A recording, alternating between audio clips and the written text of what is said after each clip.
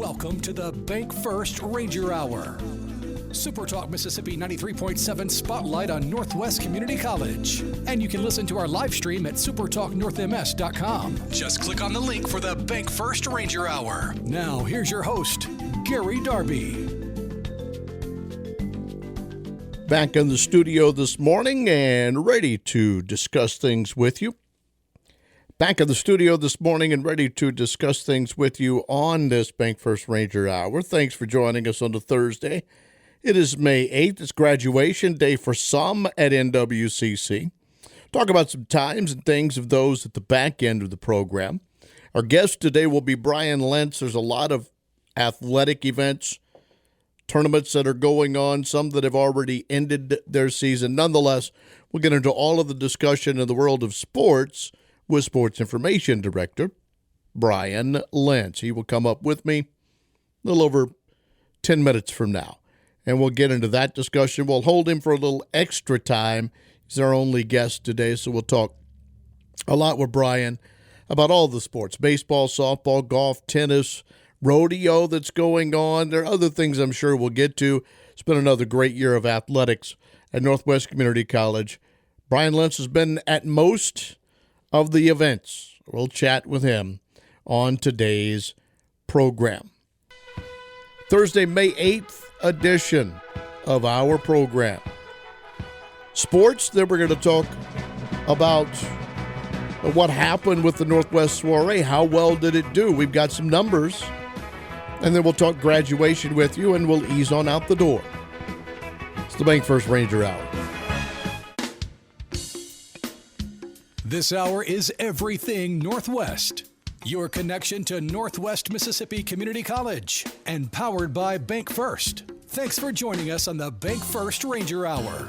Join the conversation now by texting 662-426-1093. Yeah, the text message line is always open, friends.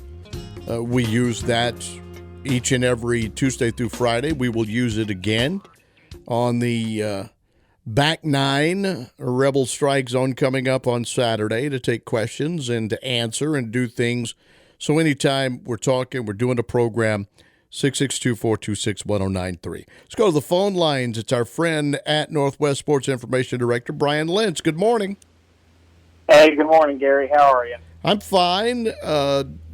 Getting a chance to, get you back on the program again. We'll run through the list. This is how I have it in my mind: baseball, softball, tennis, golf, rodeo. We'll kind of roll with that just a little bit. Obviously, sports here, there, and yon. How do you attend everything? I know there's another Brian that can help out, but how does this Brian keep up with all the sports that does go on at NWCC? Well, you take it one day and one game at a time. It's one of those things where sometimes you don't exactly get to plan too far in advance. It's almost spontaneous, and you go, oh, okay, I need to leave tomorrow for 4 days on a road trip and do things of that nature. But no, it's been a busy spring, which, of course, in our world usually means that's been a pretty exciting spring. Sure. So can't fault the Rangers for giving us a lot to talk about, hence why I'm pretty much taking up all your program today. So. Well, there's nothing wrong with that. Nothing wrong with that at all. So another season where Coach Carson gets into the playoffs. He sets the record for wins. We talked to him about that. But the season came to a close already. Just some thoughts on baseball, if you don't mind. Well, look, baseball had one of those years, and there are a lot of JUCO programs that have this as well. First and foremost, when you only get players for 2 years, you really, right as they're hitting their stride, right as they're kind of peaking a little bit in their collegiate baseball career, suddenly it's time for them to move on to a 4-year program. So that first and foremost can be a struggle for anybody who coaches in JUCO baseball. But Northwest this year had a lot of adversity to face, had some injuries, some pitching injuries, lost a starting right fielder midway through the season to injury. And so as a result of that, you had a lot of inconsistencies at times, both on the mound and at the plate. And that sometimes led to some losses that didn't look very good on your schedule. But all that being said, They still ended the year with 32 wins, 19 losses, which nobody can really fault when you know all the struggles that sometimes your teams have. But it's their Rangers' 10th 30-win season since Coach Carson took over as the head coach in 2006, and it's also back-to-back 30-win seasons for the Rangers because they had 37 last year. And so that right there, we talked about inconsistency. Let's talk about consistency, because Coach Carson and his teams put together winning records every year. Some years may be better than some others, but it's still a testament to the job that he has done throughout his career at Northwest, first starting as an assistant under Donnie Castle and then continuing on to the head coaching role. And it really speaks to what his staff does as well, Bill Selby and Dominic Carlini. And, you know, everywhere I go, and I say this without even exaggerating, just about everywhere I go when I speak to other SIDs and other coaches, I mean, nobody ever has a bad thing to say about Mark Carson and that staff. And that right there is something that I myself take a little bit of pride in, just knowing that Northwest has a great leader as a coach and somebody who's well respected around the league. And so even when, you know, seasons don't go the way you want them to, I think that's something you can always think about, that, you know, hey, I have this resume built up, and I know that next year, you know, even though this season didn't go so well, that there's always hope for next year, and I'm always going to get good players. And even this year's team, there were some good players on there. You know, they lost. I need to go back a little bit because I've been talking about Coach Carson for a second, but this is how their season ended. They lost to Meridian 6-0 in the Region 23 play-in game down in Poplarville on Monday. And in that loss, they had 10 base hits that just could not scratch a run across, unfortunately, in that battle. But you still had several players leave in the program's record books. Walker Maranto, a sophomore, he broke the team's doubles record, single-season doubles record, I should say. He had 3 doubles in their season finale at Southwest Tennessee, and that put him above names such as Taylor Walker and Jeremy Gross and people who have had like 17 doubles and have been stuck on that for decades. And Walker was able to shatter that in virtually one game. So he leaves his career with 23 doubles, and that's 8th all-time in the career record books. Connor McCaslin, who I was really proud of just to watch because he was injured all last year. He pitched a really good opening game and got pulled in the 5th inning and missed the rest of the year because of injury. And he rebounded nicely this year. Had a career opponent batting average of 199, which is the 8th lowest in a single season. So to say Connor recovered well from an injury-riddled sophomore year was an understatement there. And Levi Lang, he'll go play somewhere if he wants to for sure. He's all over the record books. 6th in career walks drawn, games played, most double plays turned, 9th for most putouts in a career. Gavin McCoy had 31 appearances on the mound. That's the 5th most in a Ranger career by a pitcher, joining names like Kobe Busby, Jared Wright, and Craig Yancey in that category. So just looking across the board, too, their .965 fielding percentage was the 3rd best in program history. So that's saying something there. They were at least consistent fielding-wise in that category. And they were also 128 of 154 in stolen base attempts, which was 2nd in both categories. So the Rangers did have a lot of positives here, and you hate to see them get tossed out of the season in the first round of the playoffs. I mean, that's never a good feeling because you always want to make a little bit of a run. But to say that they had some positives this year, that's a lot you can take away for this year's group and build into next year. No doubt. Brian Lentz is with us as we go through the world of athletics. Let's jump into softball because a 42-win season, a lot of nationally ranked teams in Mississippi, but Coach Bramlett does it again on the softball field.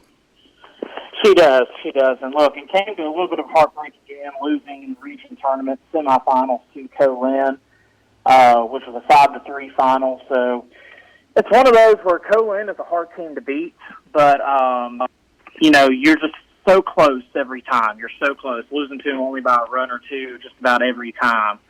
And I do want to caution their season may not quite be over yet just because there is the possibility to get an March bid into the national tournament, but they will not know that until next Tuesday. So now it's kind of time to play the waiting game.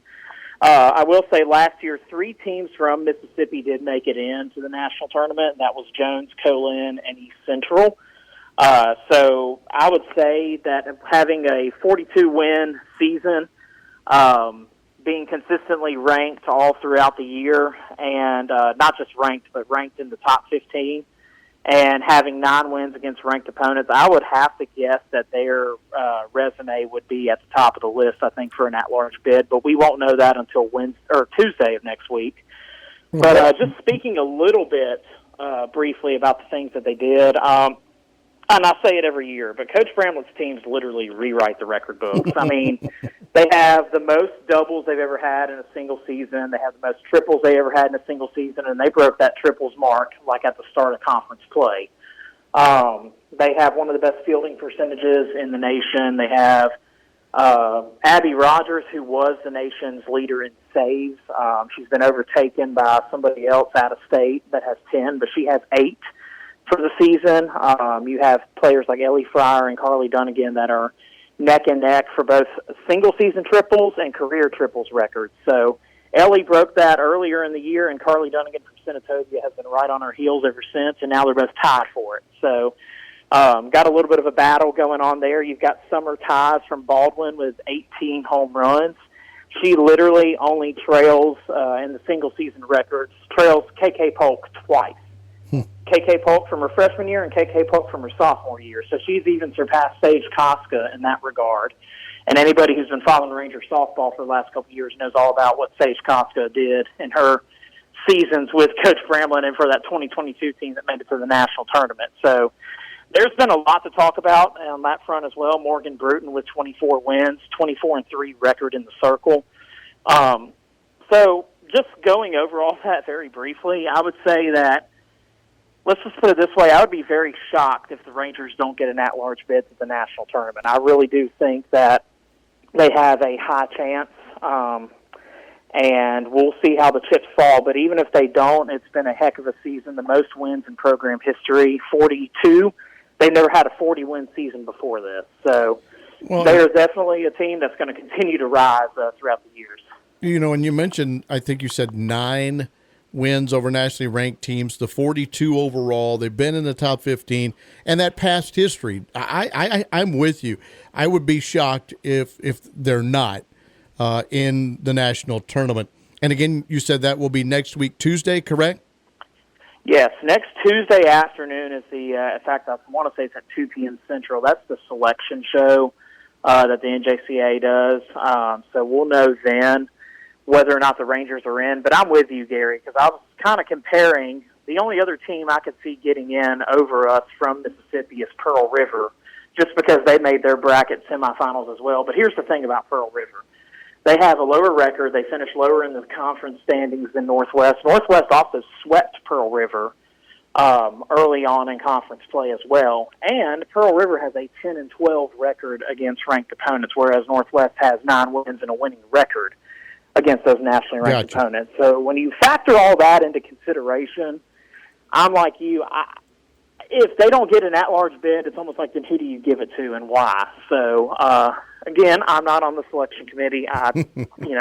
There's no telling what they'll come up with. I mean, it seems like every year when it comes to March Madness or the college football playoff, somebody's mad and somebody's left out. That's so right. Hopefully that won't be the Rangers this year. I hope you're right. Let's continue. We talk with Brian through the world of sports. We've had all of the coaches of all of these sports on, and I know tennis has had some changes in their coaches in the past couple of years. I know Coach, joining us and getting that opportunity to take over, and both men and women's tennis doing great things. I know the women's tennis season is done. The men are still to go, but update us on that. Well, the women, as they stand right now, are tied for 13th in the national tournament standings, which should be, if that holds, the highest finish that the Lady Rangers have ever recorded on the national tournament stage. They started off pretty good. Day one, that was last Saturday of the national tournament. They went 5-1 in singles competition, and then they won one doubles match, had 2 drop down to the consolation bracket, And they got all the way through day 4. To compete all the way through day 4 of, I believe, 5 days of a national tournament is a pretty good finish in its own right. So Coach Wolf, this was the first year that he was able to take both the women's and men's team to the national tournament, and not to mention that they both won their first round matchup in the Region 23 tournament last month. The men won, and so did the women, and I don't know if that's ever happened. If it has, it's been a very long time. So this is a team that's been in the ITA rankings, both of them actually, all year long, and they've shown it every day on the court.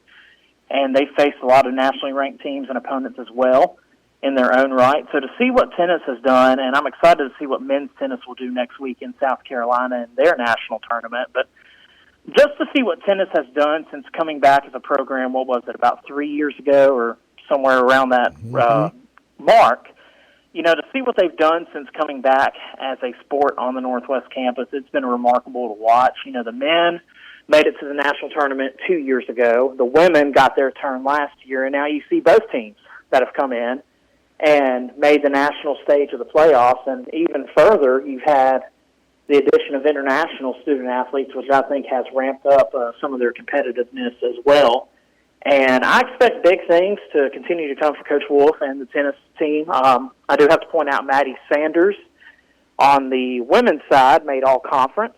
First all-conference tennis selection we've had in a very long time, so congratulations to her, being from Hernando. I just looking at everything tennis has done all year long, it's just going to be continued success year in and year out for Coach Wolf.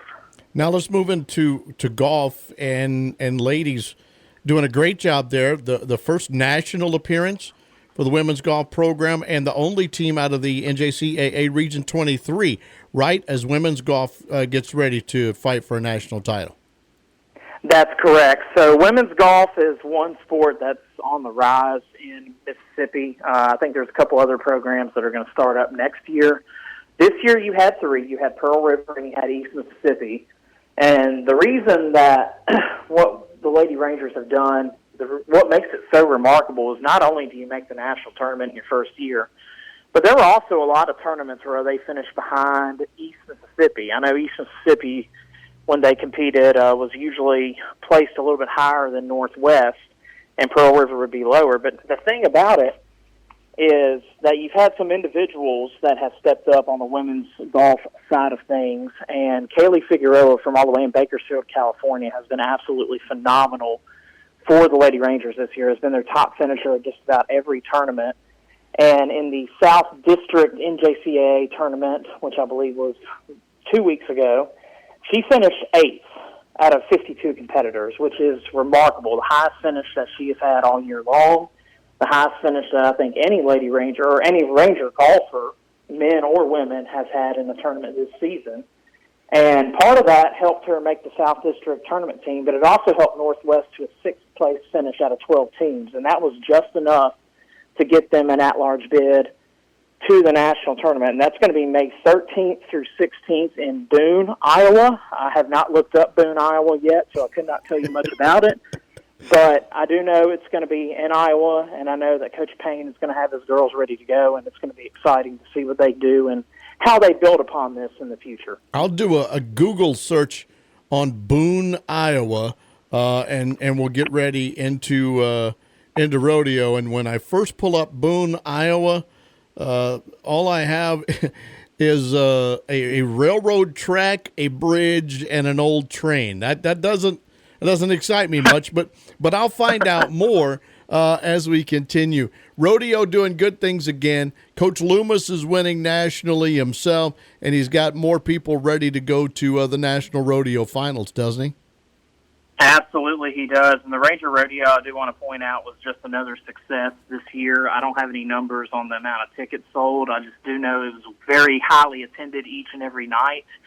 And our broadcast stream had a lot of views throughout the whole weekend. So that's a testament to the job that Brian Oakley and our students were able to do to pull that broadcast off. But yes, so 4 competitors going to Wyoming. I know one of them is injured, bull riding. I believe that was Luke Stanley that I think that Dr. Heindel was on somewhere on another Super Talk program talking about this not too long ago. But Luke Stanley had such a big lead in the fall for bull riding, nobody ever caught him. And so he still finished in the top 3, and then you had Dakota Smith that also placed high in bull riding as well. And then you have 2 steer wrestlers, Christian Cagle and Will Collier, that are going to the national finals as well. So not quite as many as last year. I think we sent 5 or 6 last year, and it's only 4 this year, including one that's unfortunately injured. But it's still going to be an exciting week in Wyoming in June, and it's just further talks about the testament that, or it's a testament, I should say, to Coach Will Loomis and the progress he's made with this rodeo program. And I can't leave out the women either, because the women also made a lot of strides in their own respective end this year. Darby Toole had a great sophomore finale campaign, so did Delaney Nacy and several others on that front, because the Lady Rangers are also in the thick of things in the Ozark region standings for quite a while in terms of team standings. So really all across the board, what Coach Loomis has done with the rodeo programs, I mean, it's just progress year after year after year. I would hardly say anybody has taken a step back, and that's what you want to see. And seeing how many people were in the short go, the final draw on Saturday night in the Ranger Rodeo, I mean, that's just, as a home crowd, you love to see it. I mean, everybody's going to come out to the rodeo regardless, but when you're able to cheer on your actual hometown team, like the fans were able to do at Northwest this year, and to cheer them on multiple times over and over and over again throughout the night, that's definitely really exciting. So can't wait to see more of what Coach Loomis is going to do here in the future. Okay. Well, we appreciate your time today. Boone, Iowa, Brian, is about an hour and a half from both Des Moines and Ames, Iowa. We know, you got some college work going on there. So it is kind of in the middle of Iowa, kind of in the middle of nowhere, but it ought to be plenty of room for a golf course, Yeah. I would certainly think so.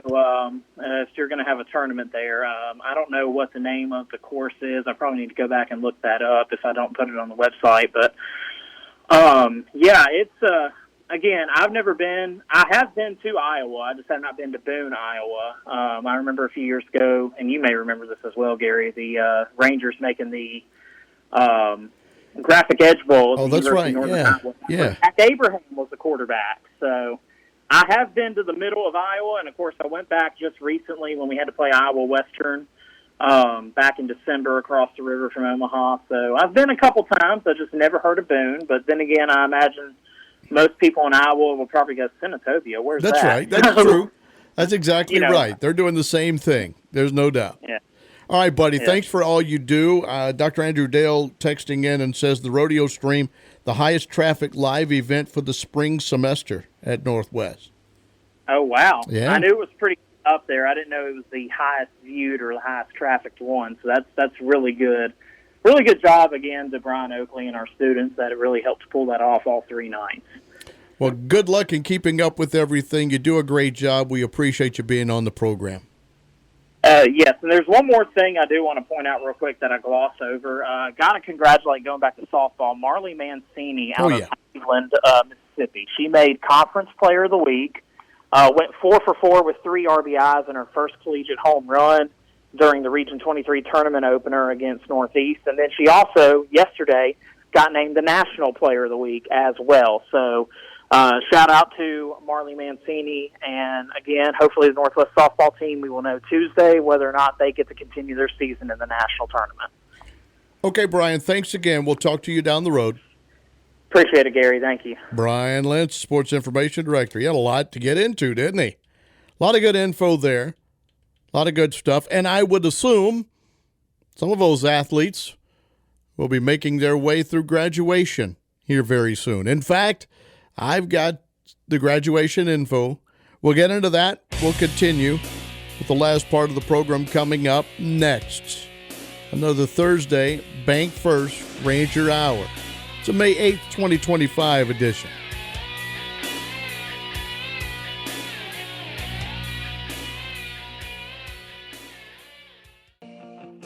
Thanks for listening to the Bank First Ranger Hour, your connection to Northwest Mississippi Community College on SuperTalk Mississippi 93.7 and streaming live at supertalknorthms.com. Just click on the link for the Bank First Ranger Hour. We have a couple of minutes left to finish up this Bank First Ranger Hour. I thank you for being a part of each and every day that we do this program, Tuesday through Friday from 9 to 10. Changing the name as the days go on, and today, all Northwest Community College athletics, big discussion there. We thank Brian Lentz again, and in the final minutes, we'll talk about a couple of things. We mentioned a lot. We had a lot of the award winners for the Northwest Soiree on past programs, and another success there, the college's premier fundraising and recognition event. Northwest Foundation does a tremendous job. It was at the end of March, as you know. They had the online auction. It opened a week prior to the soiree. Social hour ceremony that, again, honored recipients of awards that we brought to you in interviews on these shows. And then the entertainment by Mississippi natives Chapel Hart. There were 51 sponsors who contributed. Let me chop off that last id. $150,129 in cash sponsorships in the fundraising efforts for Northwest, and the students in the soiree profited $142,026, $23,548 of that being raised in the online auction. Over 300 people attended between the soiree and the Chapel Hart concert, so kudos, big thumbs up to those of you that helped out, whether you were one of the sponsors that helped bring in the money for students and to help maybe in some scholarships and things and helping men and women get into Northwest Community College. Big thanks. And then, the soiree itself, raising money, whether it was the online auction or whatever else there was, to bring that money into Northwest with its biggest fundraiser of the year. Shout out to all of you that made the soiree a success, again, including the great Petty Gordon and group within the foundation. Graduation. In fact, it is graduation day for some here in the spring. The School of Health Science and Graduation will go on today at Howard Coliseum. School of Health Science, that begins at 2 this afternoon. School of Health Science pinning will be at 4. There will also be for the nursing department, their pinning will go on today. And then tomorrow, the Associate of Arts for those A through L will begin at 8 o'clock in the a.m. tomorrow. M through Z at 11. And then Associate of Applied Science, Career and Technical Certificates at Howard Coliseum at 2. So a big Thursday and Friday of graduation, and we tip our cap to those that will wear that cap tomorrow with commencement going on today and tomorrow on the Northwest Campus in Senatobia, starting at 2 at Howard Coliseum today and ending with a 2 o'clock ceremony again tomorrow. Good work, everyone, and best of luck in whatever is next with you. So, friends, we thank you for being with us on another Bank First Ranger Hour. Thanks to Bank First, thanks to Northwest, and to you for all being around and making our programs go on a Thursday. We'll hit a break, and Gerard will come up to you soon at the top of the hour. Have a good Thursday. We'll do this again tomorrow. So long.